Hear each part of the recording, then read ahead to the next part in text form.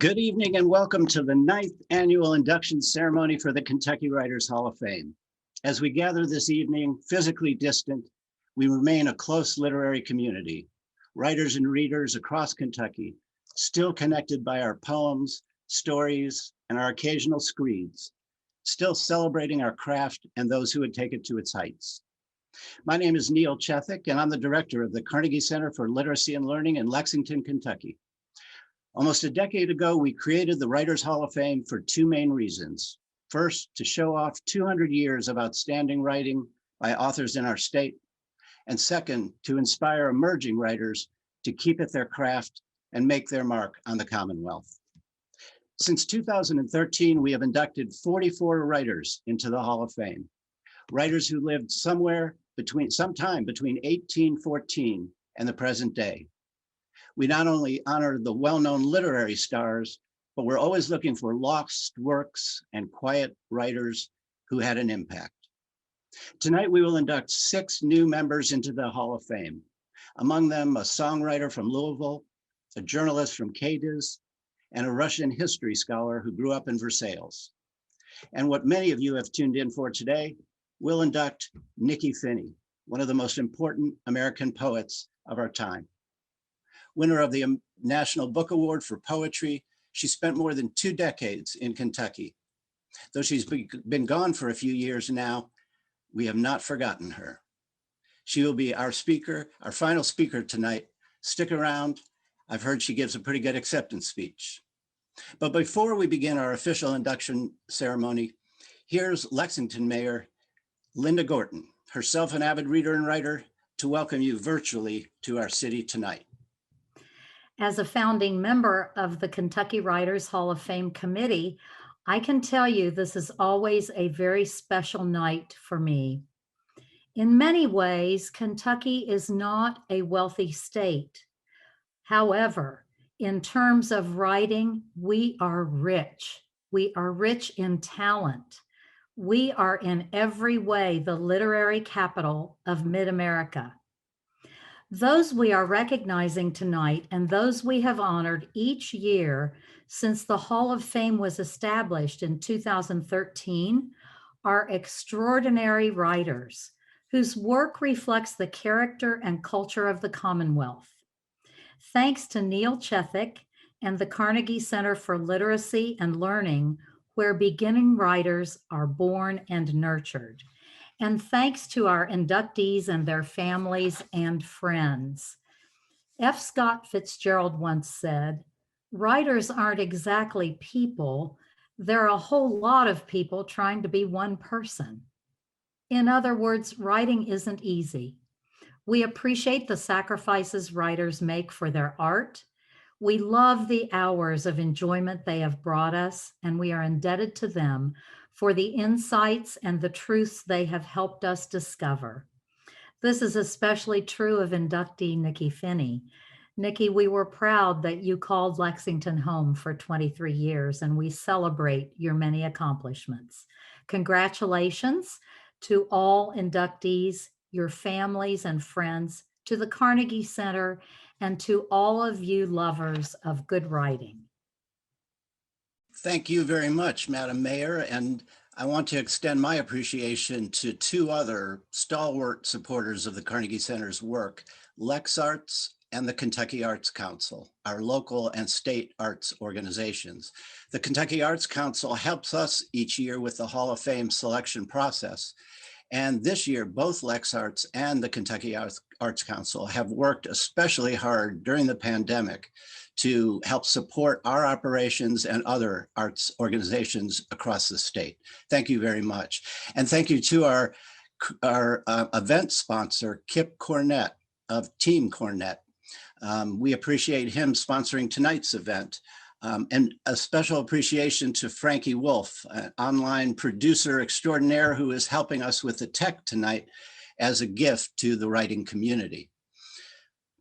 Feel free to applaud, by the way, anytime in your living room tonight for the great art that you will see in the coming hour. Finally, a hearty thanks to Tom Eblen, my colleague at the Carnegie Center, who spearheads the Hall of Fame selection process and the induction ceremony planning this year. Tom joined the Carnegie staff 2 years ago after a 40-year career as a journalist, finishing at the Lexington Herald-Leader. He keeps up with authors throughout the state, and here to start us off with a quick look back at the year 2020 in literature in Kentucky, here's Tom Eblen. Thank you, Neil. The global pandemic year of 2020 was a tough time to release a new book. There were few, if any, in-person readings, signings, or literary events, but that didn't stop Kentucky writers. Dozens of Kentucky authors published new books last year, and they tried to launch and sell them as best they could, with Zoom readings and online events. Perhaps the most well-timed book of the year was Fenton Johnson's At the Center of All Beauty, Solitude in the Creative Life. It is a brilliant exploration of solitude's role in creativity, and it made for especially good reading in a year of lockdowns, quarantines, and social distancing.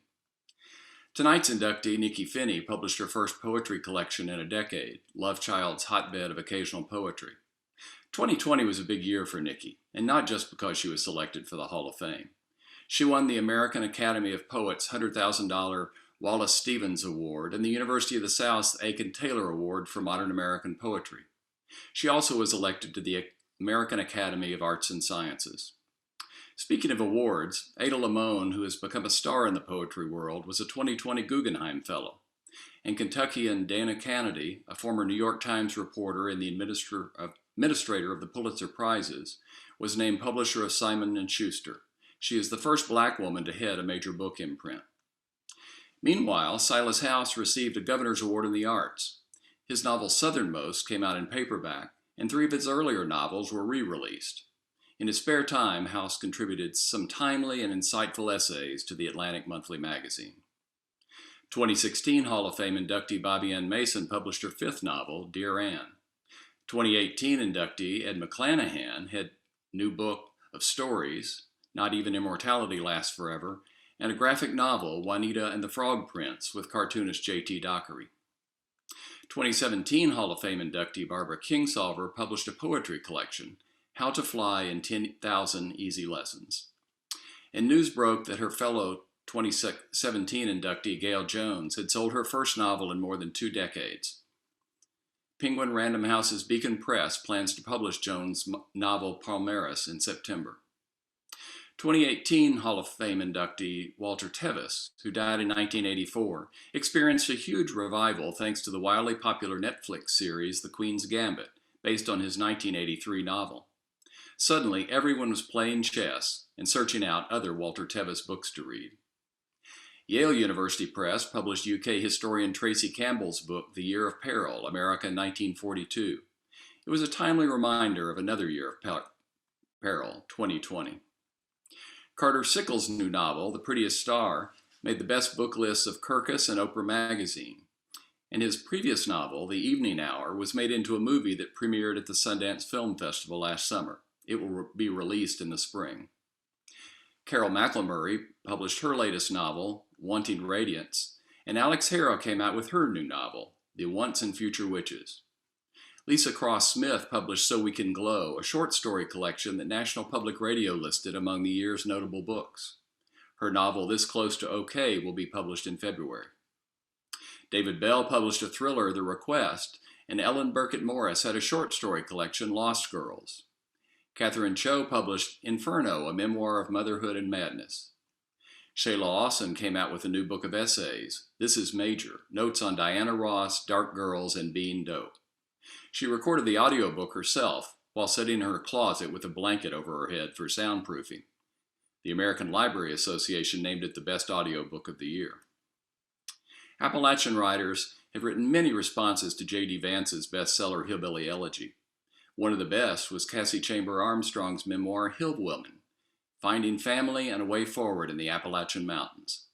It focuses on the power of community rather than the myth of bootstrap individualism. Stephanie Reese published an erotic novel, The Pearl, and her husband, Andrew Schaefer, issued his latest book, a horror comedy novel, Secret Santa.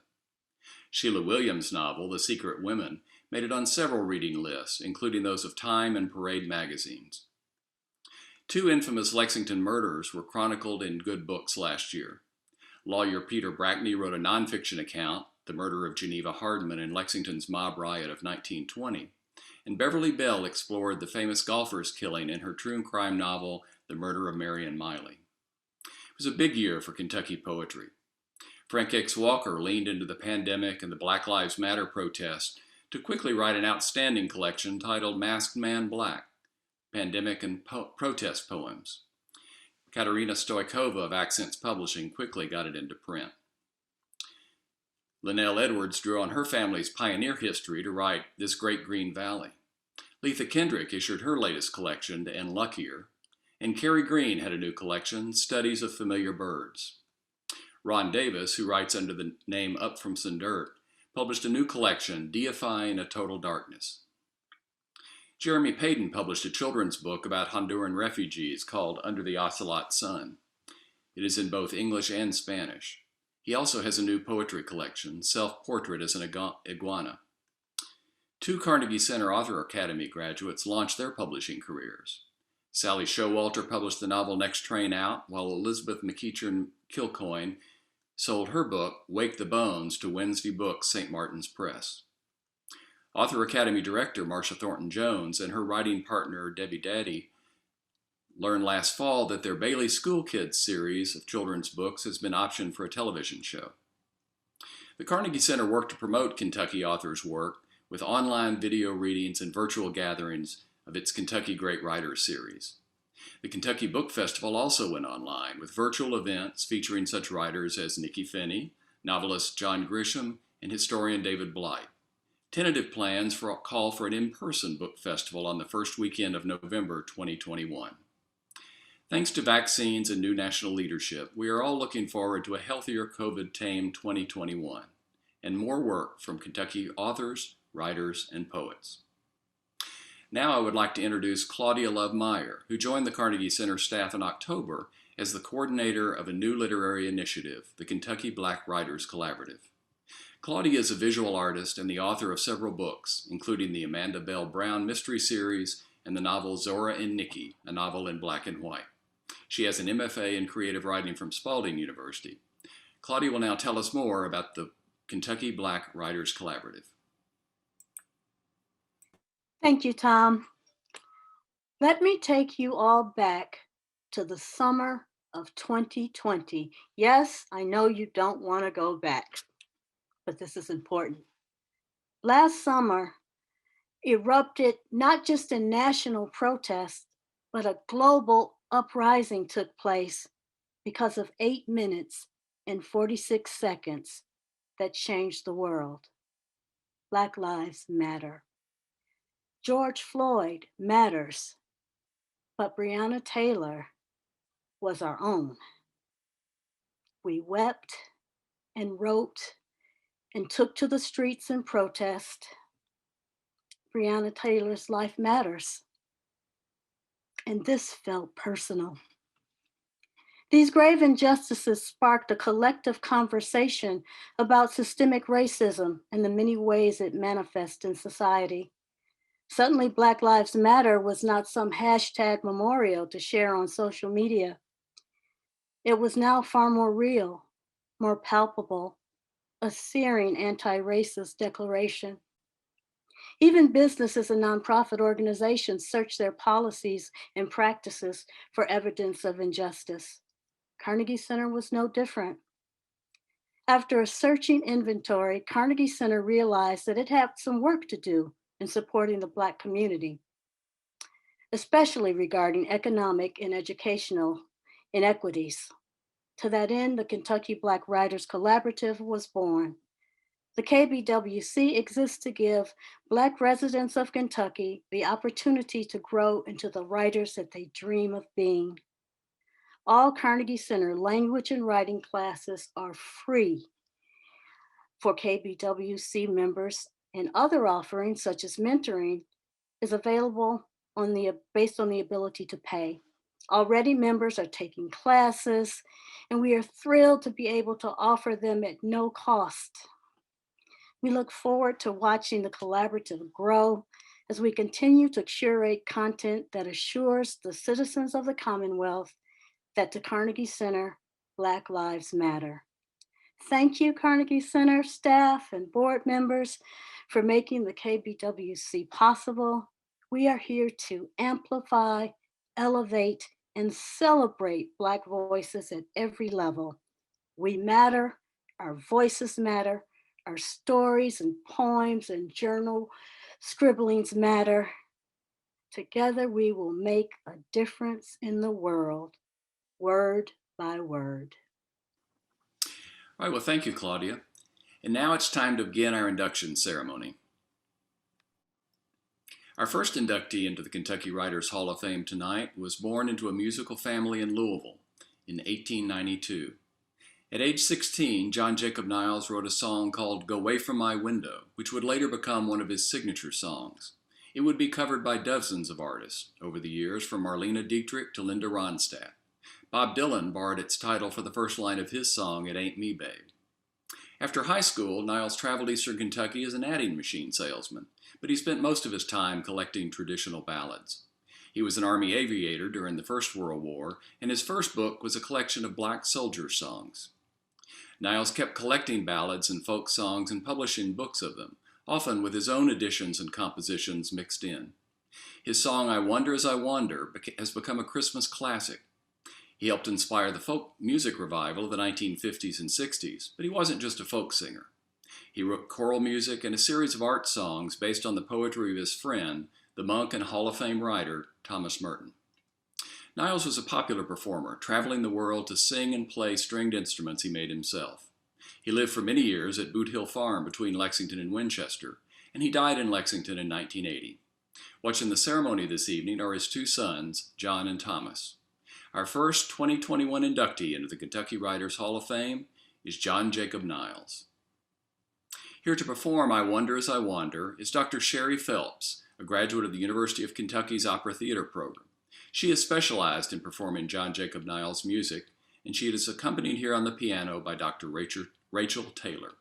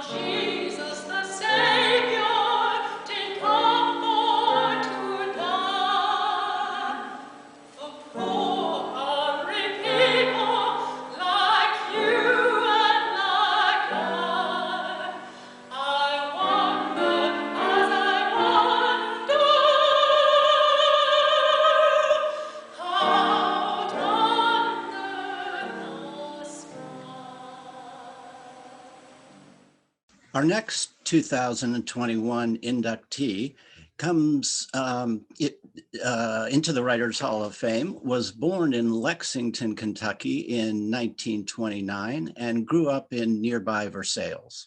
As a young man, Robert Massie III earned degrees from Yale and Oxford, became a Rhodes Scholar, served in the Navy, and worked as a journalist for the Saturday Evening Post and Newsweek. His breakout book came when he was 38 years old in 1967, when he published Nicholas and Alexandra. This nonfiction narrative told the story of the last Romanov rulers in Russia who abdicated in 1917 and were murdered along with their 5 children. The book, written as gripping as a novel, sold more than 4 million copies and was adapted into a 1971 film starring Laurence Olivier. A few years later, in 1980, Massie won the Pulitzer Prize for his biography of Peter the Great.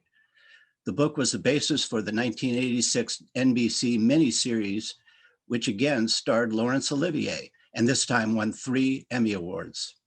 His 2011 book, Catherine the Great, published by the author in his 80s, won the Andrew Carnegie Medal for Excellence in Nonfiction and the Penn Weld Award for Biography.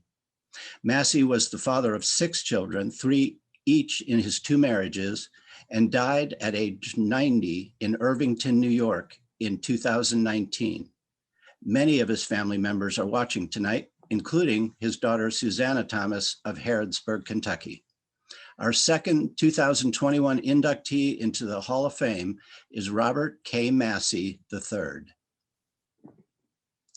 To read from Robert Massie's work tonight is David King.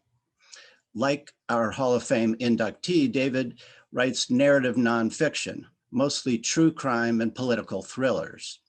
He is the New York Times bestselling author of 5 books, including Death in the City of Light and The Trial of Adolf Hitler.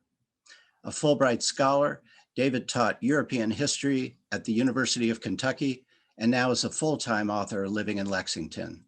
His latest book is 6 Days in August, the story of the Stockholm Syndrome. To read from Robert Massie, here's David King. In 1913, the gilded world of the European aristocracy seemed at its zenith. In fact, fashionable society, like the rest of mankind, stood one step from the abyss. Within 5 years, 3 European empires would be defeated. 3 emperors would die or flee into exile, and the ancient dynasties of the Habsburg, Hohenzollern, and Romanov would crumble. 20 million men, aristocrats and commoners alike, would perish. Even by 1913, there were omens of danger. The aristocracy of Europe continued to move through a world of elegant spas, magnificent yachts, top hats, tailcoats, long skirts, and parasols. But the old monarchs who had given character to this world were vanishing. In Vienna, the aged emperor Franz Joseph was 83. Already, he had sat on the throne for 64 years. In England, King Edward's death left his nephew, the Kaiser, the dominant monarch in Europe. Wilhelm reveled in the new preeminence and scorned the pair of gentle cousins who occupied the thrones of England and Russia. Wilhelm, meanwhile, changed uniforms 5 times a day and let it be known that when he commanded the troops at army maneuvers, the side he was leading was expected to win. Beneath the polished sphere of kings and society, there was a wider world where millions of ordinary people lived and worked. Here, the portents were even more ominous. Nations ruled by kings and emperors had grown into industrial behemoths. The new machines had given the monarchs vastly greater power to make war. By 1913, it was scientifically assured that a dynastic quarrel would lead to the death not of thousands, but of millions. In the upheaval of such murderous wars lay promise of revolution. A war with Austria would be a splendid little thing for the revolution, wrote Lenin in 1913. But the chances are small that Franz Joseph Nikolinka will give us such a treat. Even without war, the stresses produced by the industrialization promised future storms of frustration and unrest. Governments shuddered under the impact of strikes and assassinations. The red banners of syndicalism and socialism floated beside the golden standards of militant nationalism. These were the days when, in Churchill's words, the vials of wrath were full. It was in this atmosphere of gloom and suspicion that Russia began a national celebration of the ancient institution of autocracy. The occasion was the tercentenary of the Romanov dynasty, which had come to power in 1613. The hope of the Tsar and his advisors was that, by raising again the giant figures of Russia's past, they might submerge class hostility and unite the nation around the throne. To astonishing degree, it succeeded. Huge crowds flooded the city boulevards to cheer imperial processions. In the villages, peasants flocked to catch a glimpse of the Tsar as he passed by. No one then dreamed that this was the sunset of autocracy, that after 300 years of Romanov rule, no Tsar would ever pass that way again. Our next inductee was born in Atlanta in 1935. Within weeks of his birth, his family moved to Cadiz, Kentucky, where he grew up. John Egerton graduated from Trigg County High School, attended Western Kentucky University, and after Army service earned bachelor's and master's degrees from the University of Kentucky. He came of age during the Civil Rights Movement, and he devoted his career to chronicling his native South's history, culture, food, and race relations. Egerton wrote 10 books, but 2 deserve special attention. Southern Food, At Home, On the Road, in History, explored the region's cuisine and highlighted the role of black cooks. It led him to become a founder of the Southern Foodways Alliance. His other masterpiece was Speak Now Against the Day, the generation before the Civil Rights Movement in the South. It was a personal history of the South between the mid-1930s and the mid-1950s, and it won him the Robert F. Kennedy Book Award. Egerton was inducted into the Kentucky Journalism Hall of Fame and the UK Hall of Distinguished Alumni before his death in 2013. He was a mentor to many Southern writers and journalists. His widow Anne and sons Brooks and March are watching tonight's ceremonies. Our next inductee into the Kentucky Writers Hall of Fame is John Egerton. Here to read from Speak Now Against the Day is writer Claudia Love Mair. This is a passage from Courts of the Last Resort. It was the first major opinion rendered by the new Chief Justice Warren, a man with no prior judicial experience. He had something that most of the others didn't have, though: political experience. And that was what rescued him and the court and the nation on this singular occasion. On assuming his duties the previous October, he had found 4 of the justices, Black, Douglas, Minton, and Burton, ready to overturn Plessy and decide the school cases in favor of the plaintiffs. The other 4, Clark, Frankfurter, Jackson, and Reed, had a variety of reservations and doubts.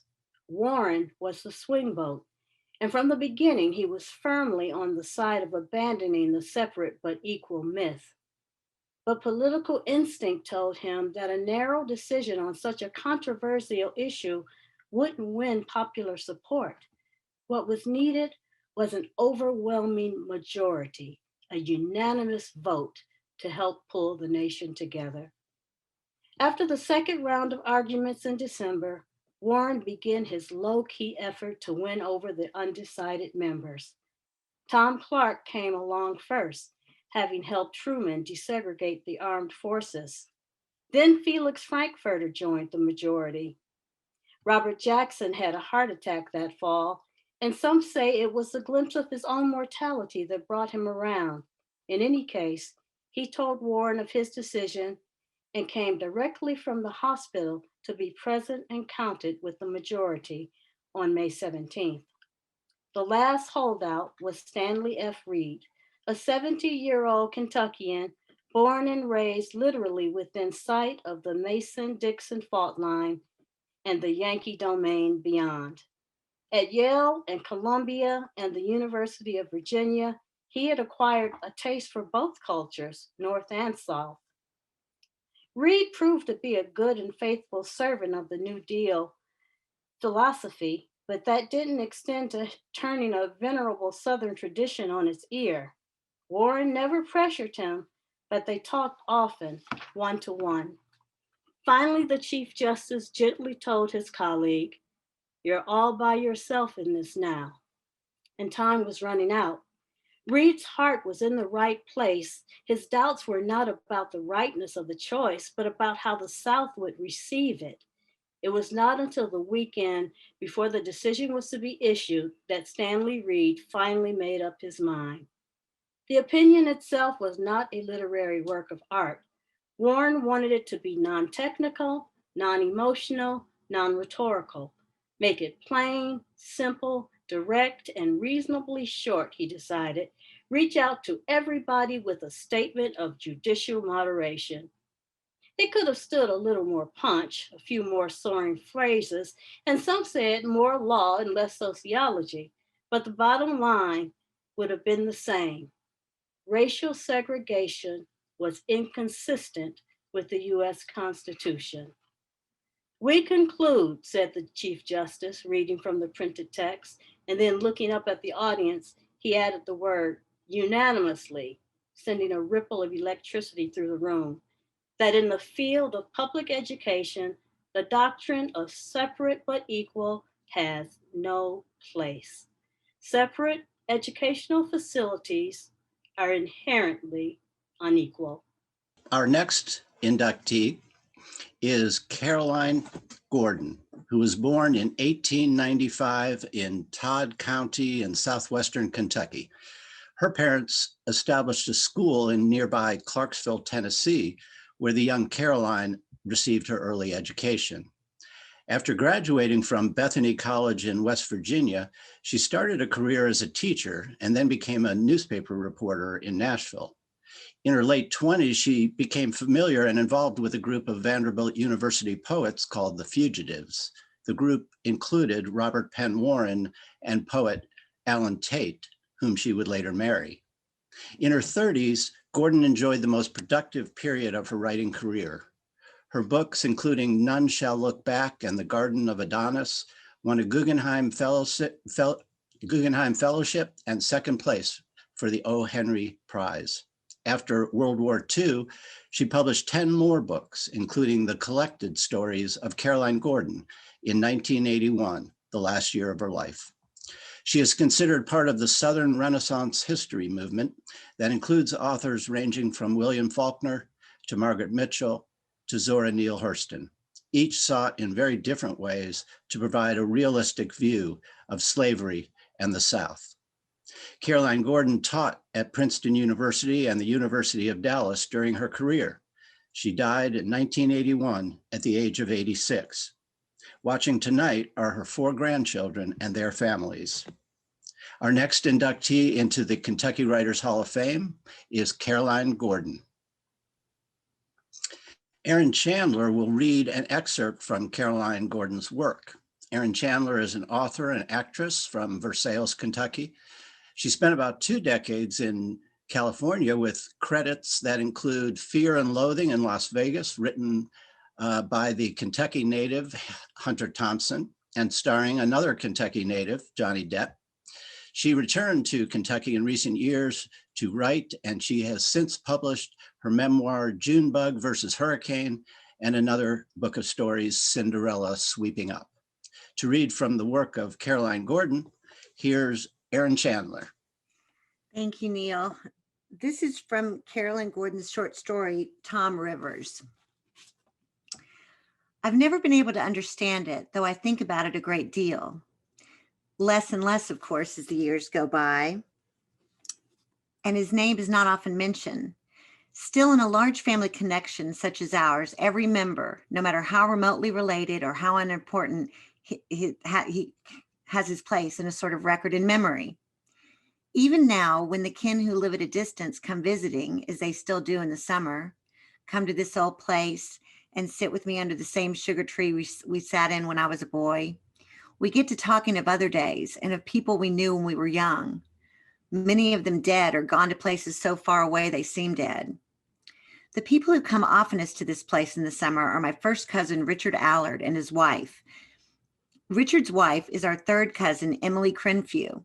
She visited here a good deal when she was a girl and even stayed here one whole year when Professor Morey had a school in the office. So we're able to recall the old times together.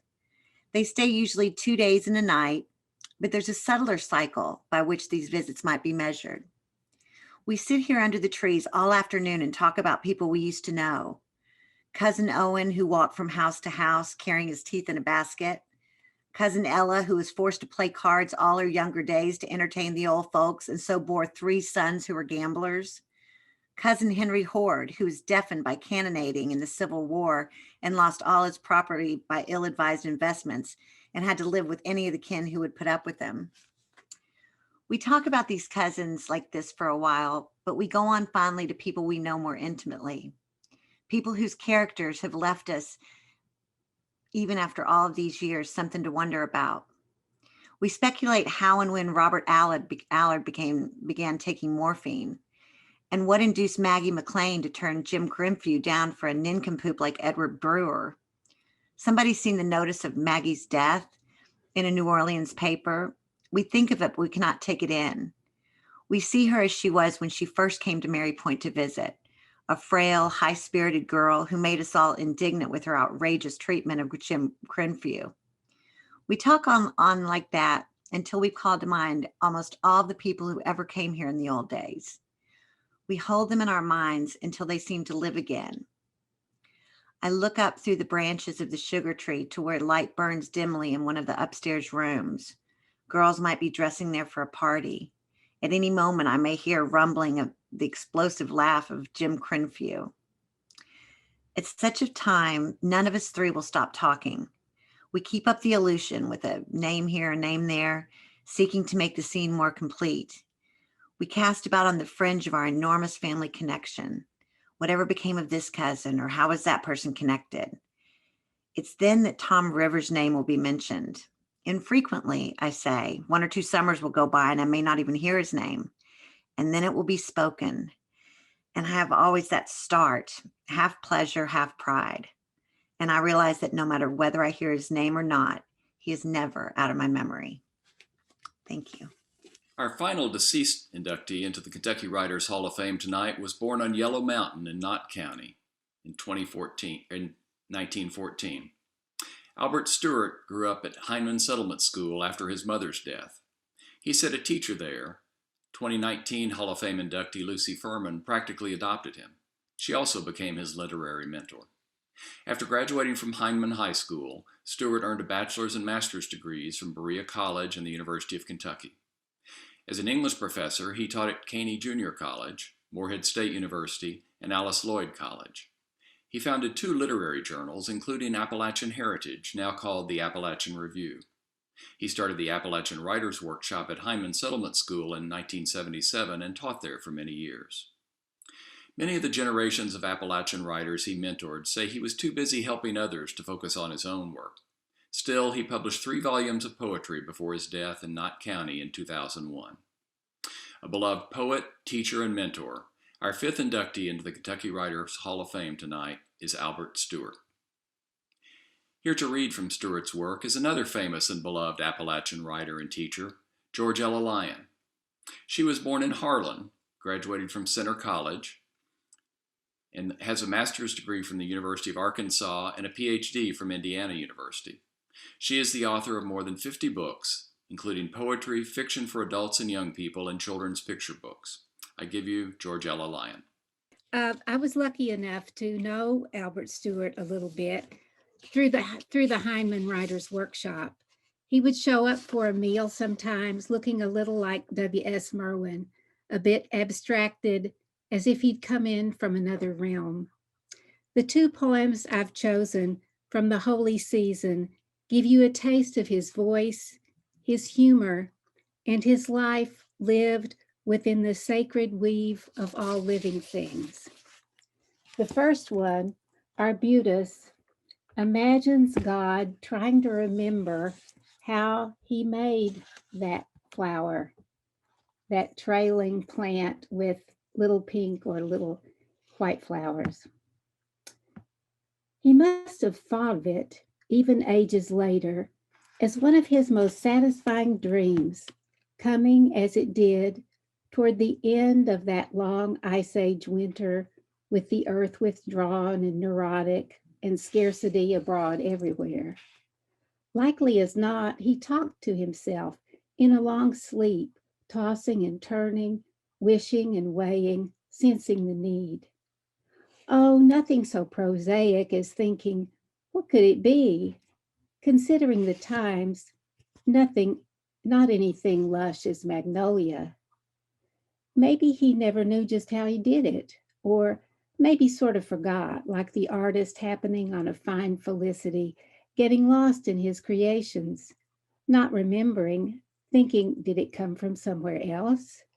But proud and thankful for the privilege of participation. See? How do you make a flower anyway? Maybe the materials just took over, answering, willing themselves into the possible. Maybe. Anyhow, there it was in that spare season, reticent with dainty Dresden bloom, speaking of hope and endurance, and yes, beauty, yes. And I bet he comes back every spring with his winter jacket unbuttoned, looking and wondering, pondering and mumbling to his everywhere self, saying, by golly, look at that now, won't you? I can't believe I done it. Ain't it a caution, though? Yep.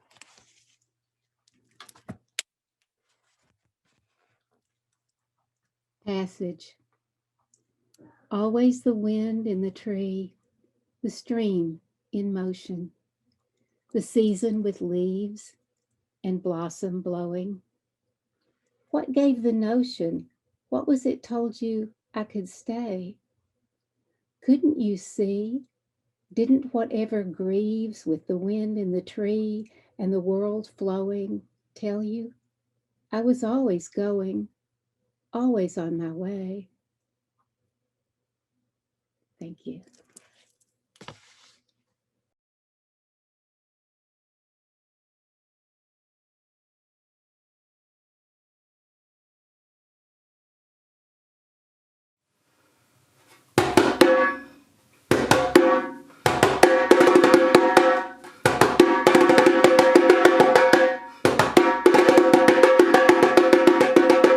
Congratulations, Nikky. You have left an indelible legacy in Kentucky. Thank you for your racial justice advocacy. Thank you for your mentorship. Thank you for the sweet words that still linger, etched in the glass at the Lyric Theater.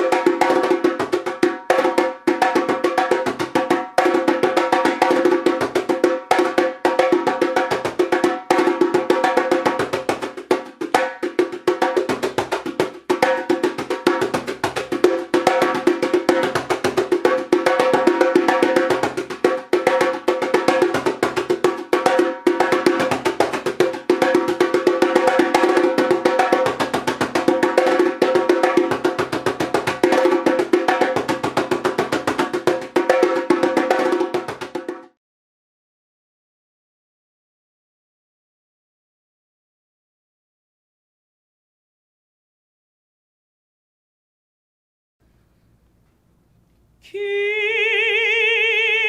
your eyes on the prize and hold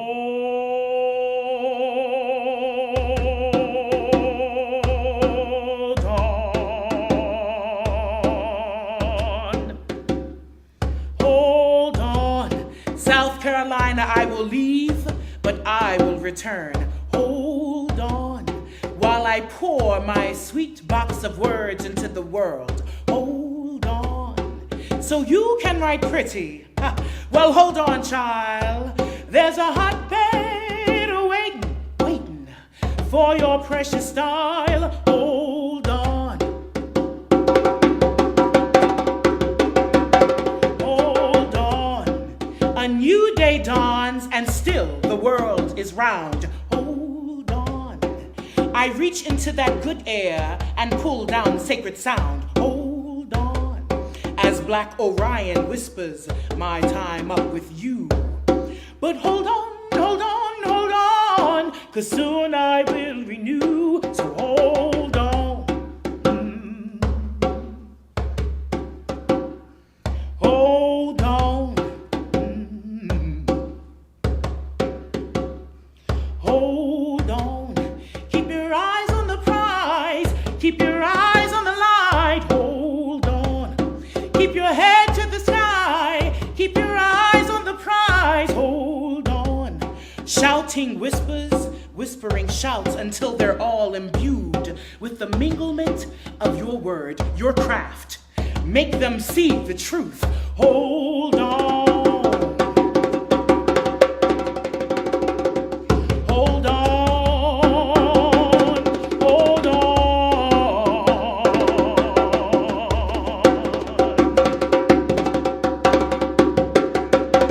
Hold on. So let me feed you from my pot, bubbling over heartwood flames. Hold on. Take this catfish head off and split. Take this rice, this penguin mullen bread. Hold, as you turn on, turn up, tune in. Hold on and catch this wave. And while I have your attention, help me please. Tell me why Miss Polly is akimbo underneath the Mother Emanuel collection table.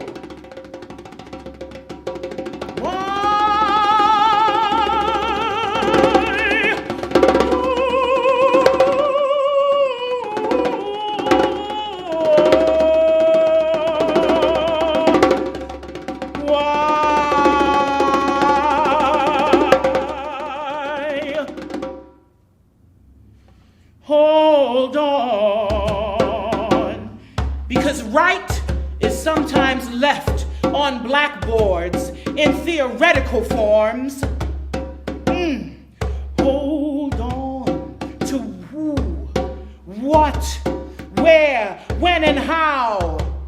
Hold on and keep questioning the why. Hold on and keep questioning the why. To the ringing ear of the motherless child. Hold on, and don't forget her cry. Sometimes I feel like a motherless child alone.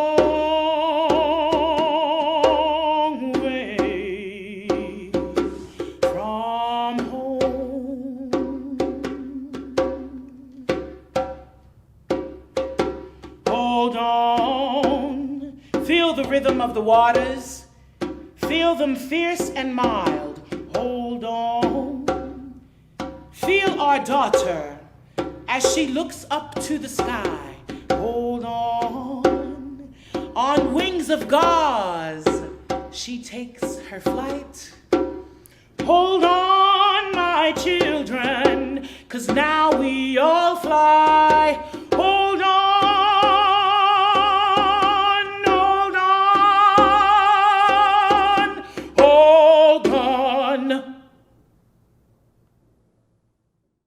Wow. That, my friends, was Joan Brannon and Lachelle Allen with their work entitled Hold On, Past, Present, and Future, brand new. It was created especially for Nikky Finney in honor of her induction tonight. Prior to that amazing piece was Joan Brannon alone offering a tribute from Heartbeat of the Drum. Thank you again, Joan and Lachelle. And now we're almost there. To formally introduce Nikky Finney is her longtime friend and colleague, Crystal Wilkinson. Crystal has been a pillar of Kentucky's writing community for a quarter century. She started out as a student herself, of course, but by the late 90s, her talent was overflowing. She spent a memorable stint working at the Carnegie Center and then pursued a master's in creative writing at Spalding University in Louisville. She later taught at Berea College and is now a professor of creative writing at UK. Along the way, she led community writing workshops. She mentored emerging writers. She co-owned the Wild Fig bookstore. She takes her time writing her own books, a trait she acknowledges might not help her commercially, but the care she takes and the depths she reaches are worth the reward for her readers. Her first two books, Blackberries, Blackberries and Water Street, are Kentucky classics. And her latest, The Birds of Opulence, won the Ernest J. Gaines Prize for Literary Excellence, among many other honors. This coming August, her fourth book, Perfect Black, will be published. By no coincidence, Nikky Finney wrote the introduction to Crystal's new book. Tonight, we flipped that. To introduce Nikky Finney, here is Crystal Wilkinson. Thank you, Neil. Thank you, Joan and Lachelle. I feel like Nikki's already been introduced. I haven't quite got my breath back yet. That was absolutely stunning. Nikky Finney, brown poet girl of Conway and Sumter, South Carolina, is also of Kentucky. We are lucky to have had her teach our blossoming writers to nurture our national reputation as a literary state, and to have her live here for nearly 3 decades. And though she was born in South Carolina, we are fortunate that so many of her books have been born on bluegrass soil. I've heard her say so many times, only in Kentucky. And when she says this, it's never about any stereotype that might be uttered when someone whispers about her state. It's always about community. When a large group gathered to greet her at the airport with drums, Joan was there, to welcome her back home after she won the National Book Award, she said, only in Kentucky.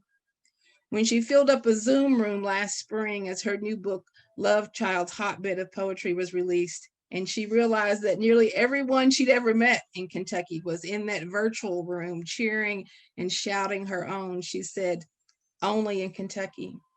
There are years and years of warm, sweet, only in Kentucky stories.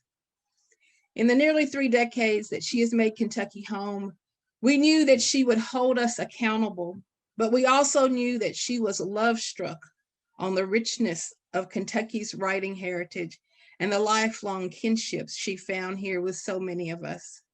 What an honor to have her home with us again tonight. Poet, teacher, activist, Nikky has emerged as one of America's most prominent voices on issues of racial and social justice. Her writing is remarkable for its curiosity, searing honesty, and its beauty, and always Blackness at its beating, pulsing heart. Early on, Nikky's mentor, the great writer Toni K. Bambara, told a 21-year-old Nikky during one of her writing circles in Bambara's home in Atlanta, so you can write pretty. What else can your words do besides adorn, she said. Nikky has followed that path well beyond adornment, a writing life rooted in empathetic engagement with human reciprocity. Nikky has been a faculty member at Calvé County Summer Workshop for Black Poets, a founding member of the Appalachian Poets, and was a beloved professor for more than 20 years at the University of Kentucky. She has also taught at Berea and Smith Colleges and now serves as the John H. Bennett Jr. Chair in Creative Writing and Southern Letters at the University of South Carolina.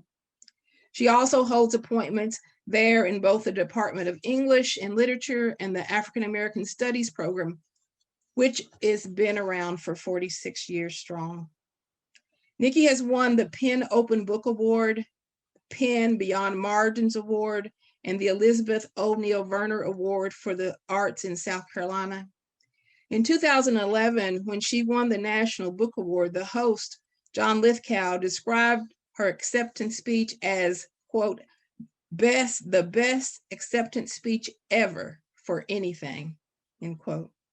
That speech along with her video work and her books, are on display at the African American Museum of History and Culture in Washington, D.C. You will find her in the Poets Corner, directly across from Chuck Berry's 1973 Candy Apple Red Cadillac Eldorado. In September, the American Academy of Poets announced that Nikky was the recipient of the prestigious Wallace Stevens Lifetime Achievement Award, and this month she was elected to the Academy Board of Chancellors along with Natalie Diaz and Tracy K. Smith. Nikky joins a company of 120 poets in American history who have held this honor, including W.H. Auden, the great Lucille Clifton, and Adrienne Rich. Nikky's works include the arenas of Black girl genius unrecognized, Black history misplaced and forgotten, and the stories of women who prefer to jump instead of ride the traditional tracks of polite and acceptable society. In her full body of poetry and storytelling, she explores the whispers and shouts of sexuality, the invisibility of poverty in a world continually smitten by the rich and the powerful, the graciousness of Black family perseverance, the truth of history, the grace and necessity of memory, as well as the titanic loss of habitat for all things precious and wild. She is the editor of Black Poets Lean South, a Cave Canem anthology, which came out in 2007. She is also the author of On Wings Made of Gauze, 1985, Rice, 1995, Heartwood, A Collection of Stories, 1997, The World is Round, 2003, Head Off and Split, which was the winner of the National Book Award in 2011, Love Child's Hotbed of Occasional Poetry, which came out in 2020, and she is also working on a novel in progress called Frog March. Nikky Finney is the only daughter of Francis Davenport Finney and Judge Ernest A. Finney Jr., but she is Kentucky's daughter too. Please help me welcome my dear friend and sister, Nikky Finney. Good evening, everybody. Wow. Joan, Brannon, Lachelle, I am just struck by the stunning music you offered. Crystal, George Ella, dear old friends, Carnegie Center, Neil, thank you for this night. People all across the state, I hear it, there's a little light snow perhaps falling there. I wish I was there tonight with my fireplace going. I'm so thrilled to be here. I didn't know what I was gonna say tonight until this morning. I woke up at about 4 and I started to think about what I wanted to tell you about how sacred this moment is. And I have decided that I would love to share some of the architecture, some of the things that perhaps made it possible for this Geechee girl from South Carolina to be eligible for this very prestigious Kentucky award. So let's get started. I'm driving into Kentucky from California. It's 1989. Where in the world am I going? What is a Kentucky? I see a place on the map that should be pronounced Versailles, but weeks later, I begin to fall in line and call it Versailles. To my left on the highway is the strangest structure I've seen in my 1-week drive across the country, headed to my new job. It's a beautiful but strange looking castle popping out of a rich bluegrass green meadow like a gigantic mushroom. I wonder, is this a sign about my future? Later, I learned that a man has built it for his love, but things didn't work out quite as expected. Throughout my 2 decades in Kentucky, the castle just sits there, wanting to be loved and occupied. Whatever I pass by on my way west, I slow down. I think about the moments in our lives that stamp us with a certain architecture that cannot be disassembled. The elevator reaches the 13th floor to Patterson Office Tower, and Wendell Berry is standing in the doorway of his office. I am a young writer and an even younger instructor of writing, and I find it hard to believe that Wendell Berry is standing in the door to his office next to my office. He tells me to be sure and tell my students that what they really need in order to be writers, alongside whatever else we are reading in the books that I am assigning, is the sweat of human experience, of working with their hands out in the world. He closes his door. We will have more conversations like this before he retires 2 years later. Dear original Appalachian poets, when we first met, our hair was thicker, the muscles in our arms smoother, stronger than now. And none of us ever made $18,000 a year. None of us owned a car or a house. Some of us had sweet babies in tow, but the only thing we really owned were words and dreams, our imaginations, our hopes of being seen and heard in this mad world. Dondra, Mitchell, Frank, Kelly Norman, Crystal, Gerald, Ricardo, Thomas. You were always my first ears and eyes, the ones who saw the work first, understood the work, and leaned ever forward into it. I can't tell you how escaping with you to Louisville on a Saturday night to drink cold beer and eat a hot fish sandwich and listen to music on a jukebox, Kentucky stamped me for the rest of my life.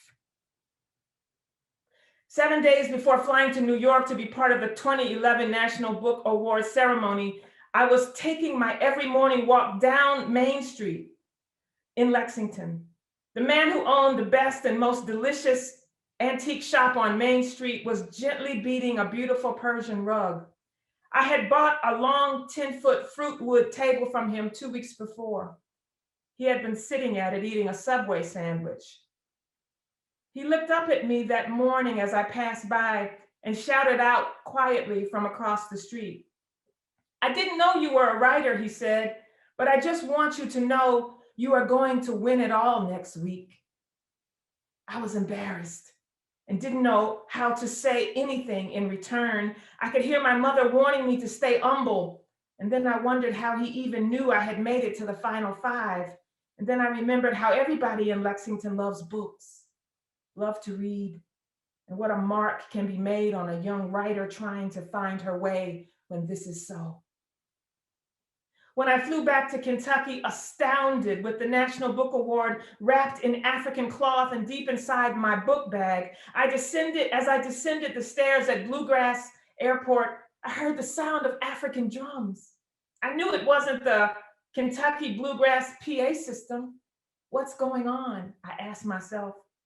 I looked down to my left as I was descending and saw the master drummer, Joan Brannon, and a village of women drummers welcoming me home. After speechlessly thanking them, when I reached my car, I burst into tears. I felt like I had been truly welcomed home that night. After receiving something so huge that didn't just impact my life, that family had come to greet me because it also impacted theirs. I wasn't a basketball player who had won a great trophy, just a poet being remembered.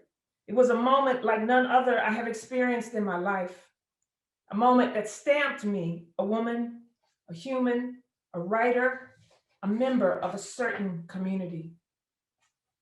At Morris Books, 1 month we sold, in 2011, we sold 1,000 copies of Head Off and Split. I would walk from home on Sayre Avenue to the bookstore, and Wynn would have the table ready with stacks of books and pens, and I would sit there unofficially at work. Mothers would walk by and Wynn would introduce me, and they would say something to their children that made me know how much they adored books in their house. Even if they didn't know my book yet, they would take a chance many times and buy that book and explore a new world. It was 1989 and I had not been in Lexington more than 2 weeks when I met Donna Johnson, a young Black woman who walked up to me and quickly listed everything I had ever written and published in my young life. It was not a long list, but the moment is significant because she was the first human being in the world, a complete stranger, a Kentucky girl who let me know that someone beside my mother and my father was paying attention. She was a very young, very intense and serious bibliophile. A young Lexington woman with a photographic mind for lines and phrases, for the words of Black women writers. Where in the world, I wondered, had I landed? And why was this place stamping me on every side? I have never been much for computers or for speaking to the world by way of anything electronic. Pencil and paper is how I do business. But when Head Off and Split was accepted for publication by Northwestern University Press, it was accepted under the terms that I create a website to help push the book out into the world. It was 2010. Things called websites were becoming quite popular. I had no idea how to have a website or make one. Someone at UK told me about a brilliant young woman, incredibly knowledgeable, incredibly hardworking, and creative, yes, who could make anybody look good on the computer. I called her. She said yes. And for the next 5 years, Vaughn Fielder of Lexington, Kentucky, single-handedly nudged and etched and zoomed my words into the lives of a national audience and an international one. Vaughn Fielder got me to hundreds of different sites over our 10 years, where I read my words and grew steadily as a writer. We started off together, and one day in the middle of our 10 years of working, she got longer wings and took in 14 more beautiful poets. And now, because of what we made together at the beginning, she has this beautiful thing called the Field Office, a house filled with the voices of passionate and dutiful poets. Bonnie Jean Cox, exceptional librarian and great women's studies champion, partner, and the executor of the internationally famous writer and critic Guy Davenport, called me one day in January 2005. Davenport had died a few months before, and she went on to say, "Nikky, wouldn't it be something if one poet could buy another poet's house?" And the phone was quiet, and I thought about Sylvia Plath buying the house of W.B. Yeats. There was no blue plaque over the door, but still I said yes, that would really be something. And then later that week, before the University of Texas arrived to fill 2 18-wheeler trucks with Davenport's 40,000 books, I walked through the house, taking in the smell of a leaky fireplace. An old coal chute was still in the basement, a 6-foot pantry filled not with canned goods, but copies of Gray's Anatomy, hardbound, and Black Law Dictionary, while my eyes followed the 100-year-old river of shimmering heartwood floors, first floor to second.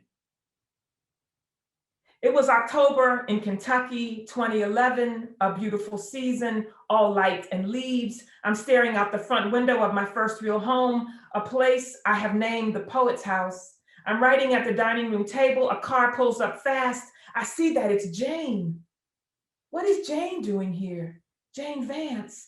I smile and move toward the 100-year-old door that Davenport had once painted Kentucky blue that I have now stripped and stained. She is moving faster than I have ever seen her move. She has a vase of red and orange flowers in her hands. She's acting like I've already won the big literary award. I haven't, I'm just a finalist.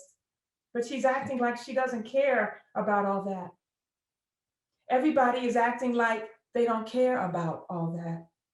What do they know that I don't know? What are they trying to tell me about being here in Kentucky At this moment in time, a girl with hundreds of journal books spilling in every direction, who loves her poet job above and beyond any scintillating recognition of that job. In the fall of 1994, I am again walking through the streets of Lexington, walking like I always seem to do here. It's the afternoon, just after 3 o'clock, and hundreds of young Black people are suddenly running towards me. Of course, I'm not afraid. I have not heard the news yet.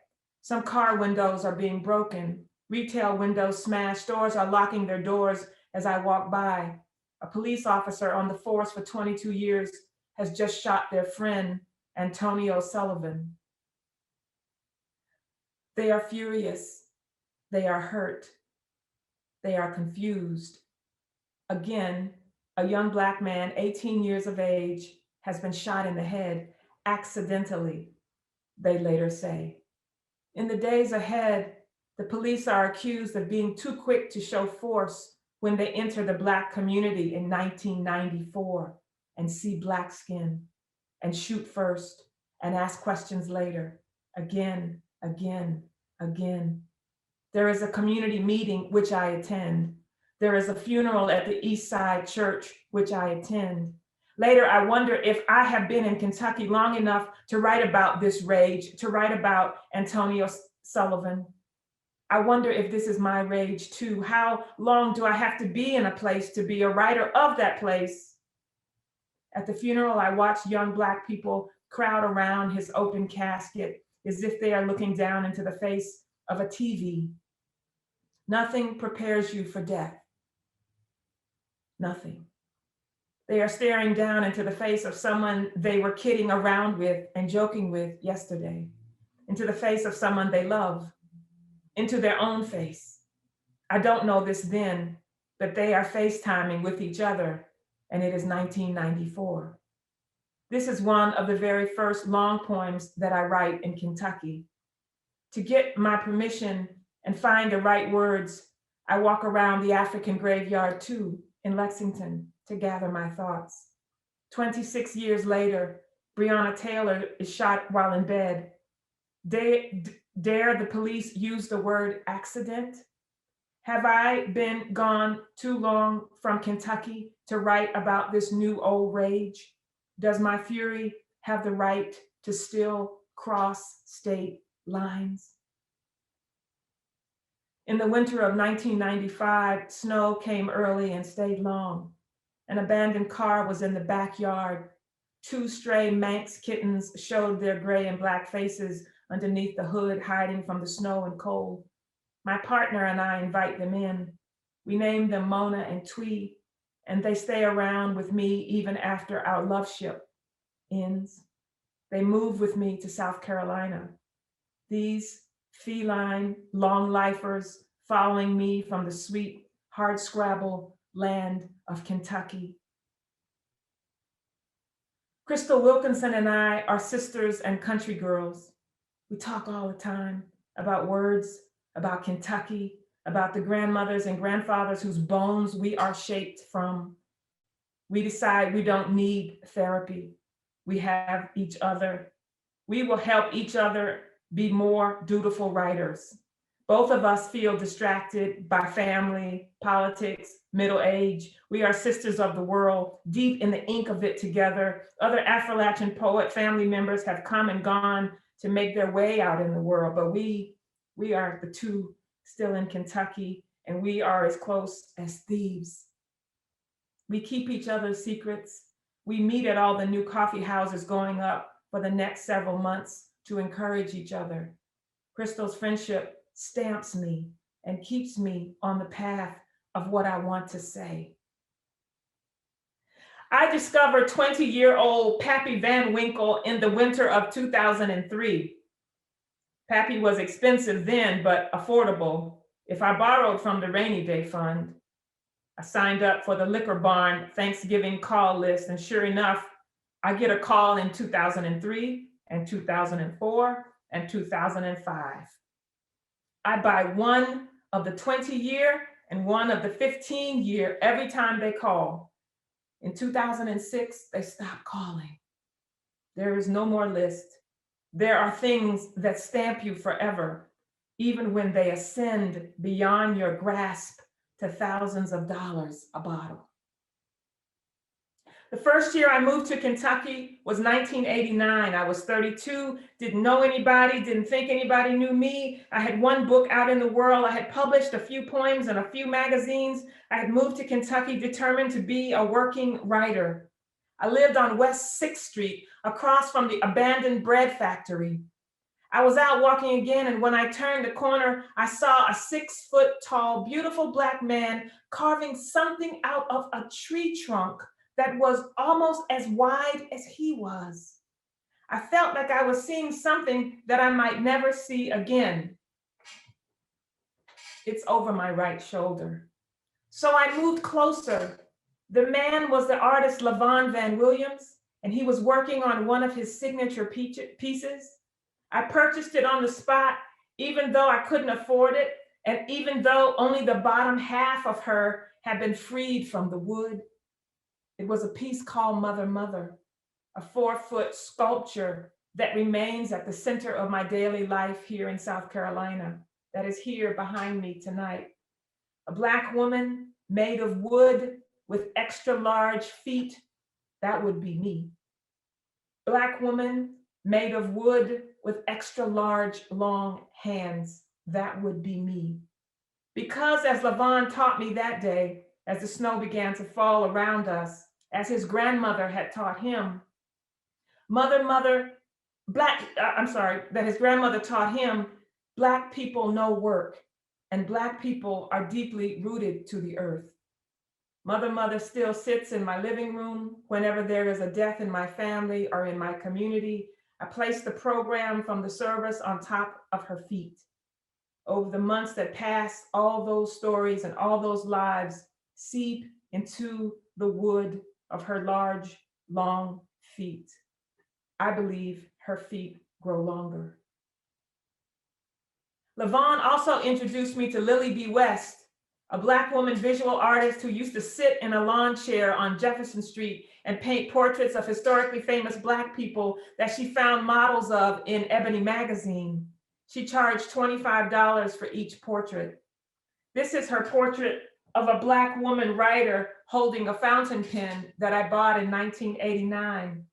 It was my marker through the 23 years that I lived in Kentucky. I bought it from her straight away, and of course gave her more than her asking price. She was a working artist too. Where in the universe have I moved? I kept asking myself, where so many different kinds of people were always making things with their rough Kentucky hands, always thinking about the creative forces in the universe and acting on them in their simple daily lives. Had I not met you, Kentucky, had I not found my tiny carol over on the sunny side of the Carnegie Center and finished my second book, Rice, had I not loved and lost there on that land and grew myself with all my students' help into the writer that I pride myself to be today, I would be so much less than who I am. I haven't been able to shake you, Kentucky, and maybe you haven't been able to shake me either, just a little bit. So maybe here we are, still moving into the 21st century together. Thank you, John Jacob Niles, for writing and singing Go Away From My Window while I lived on Kentucky soil. Listening to you sing it, and Odetta too, was better than any bottle of Pappy then or now. Your words and music stamped me good. Thank you, John Egerton, for lending your voice to social justice and for your Speak Now Against the Day, which became an anthem of a book for me. And especially thank you for your visceral connections between Southern food and Southern history. And Robert Massie and Caroline Gordon and Albert Stewart, we are all now officially stamped together here on this snowy night.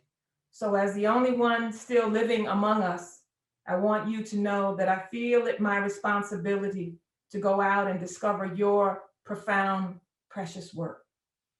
I appreciate everybody who gathered together tonight to see this induction. Please stay safe, keep checking in on each other, and keep the love for truth and goodness and for words alive. Thank you. I miss you. Keep your eyes on the prize and hold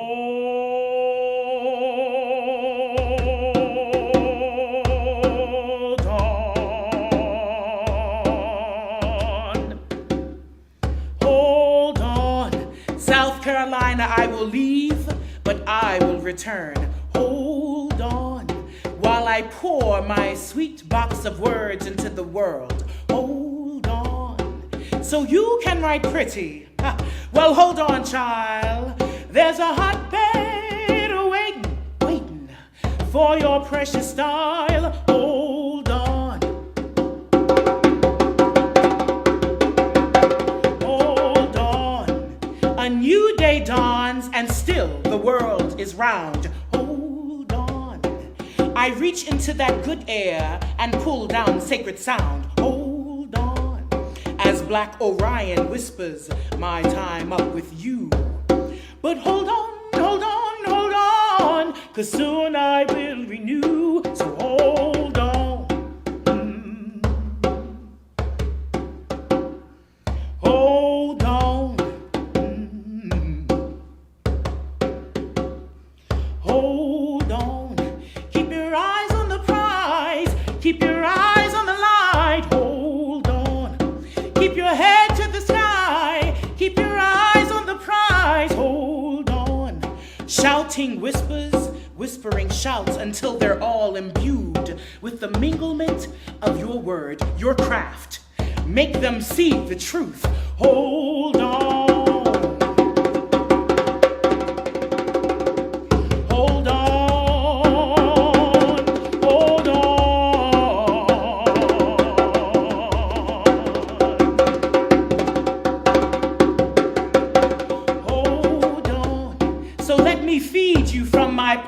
Bubbling over heartwood flames. Hold on.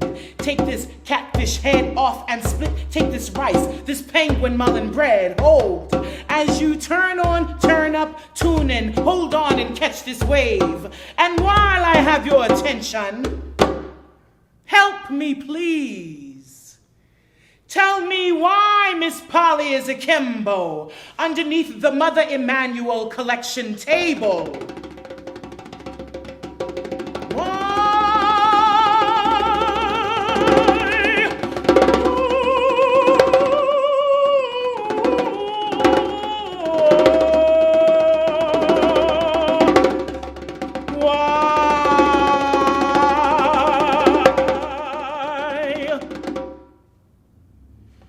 Hold on, because right is sometimes left on blackboards in theoretical forms. Hold on to who, what, where, when, and how. Hold on and keep questioning the why. Hold on and keep questioning the why. To the ringing ear of the motherless child. Hold on, and don't forget her cry. Sometimes I feel like a motherless child.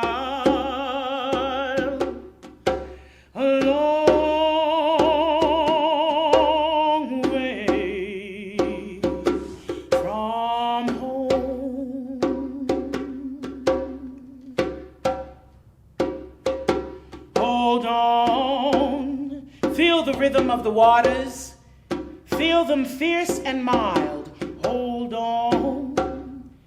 Feel our daughter as she looks up to the sky. Hold on.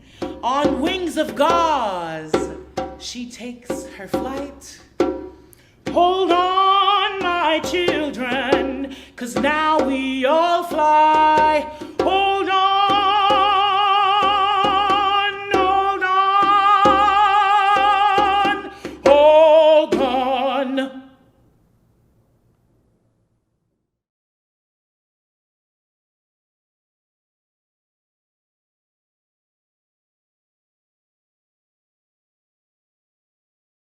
Home to the Kentucky Writers Hall of Fame, the Carnegie Center is a community learning and literary arts hub that invites people of all ages to explore and express their voice. We offer tailored instruction for writers of all genres and all levels through dedicated initiatives such as the Author Academy, the Poetry Gauntlet, the Black Writers Collaborative, the Books in Progress Conference, and the Kentucky Great Writers Series. With over 120 high-quality workshops, events, and readings in any given season, the Carnegie impacts Kentuckians from over 40 counties, and thanks to virtual programming, we are reaching people from most U.S. states and Puerto Rico. Carnegie supports an inclusive literary community committed to lifting and sharing the varied voices of our state. We believe every story and every storyteller is worth empowering.